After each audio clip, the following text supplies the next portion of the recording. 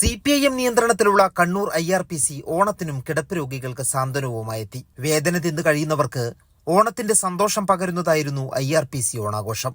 തയ്യിൽ സാന്ത്വന കേന്ദ്രത്തിലെ അന്തേവാസികൾക്ക് വേണ്ടിയാണ് ഓണാഘോഷം സംഘടിപ്പിച്ചത്.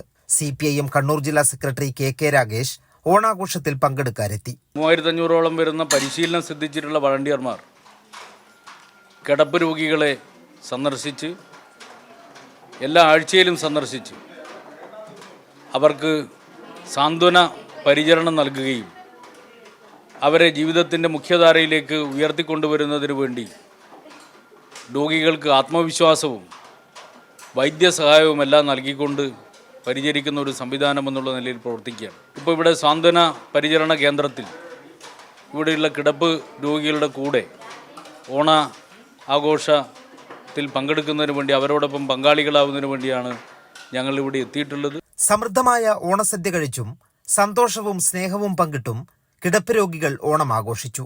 സാന്ത്വന പരിചരണ രംഗത്തെ മാതൃകാ സ്ഥാപനമായ IRPC പൂർണ്ണമായും സൗജന്യമായാണ് തയ്യിൽ സാന്ത്വന കേന്ദ്രത്തിൽ കിടപ്പ് രോഗികൾക്ക് ചികിത്സയും പരിചരണവും നൽകുന്നത്. കൈരളി ന്യൂസ്, കണ്ണൂർ.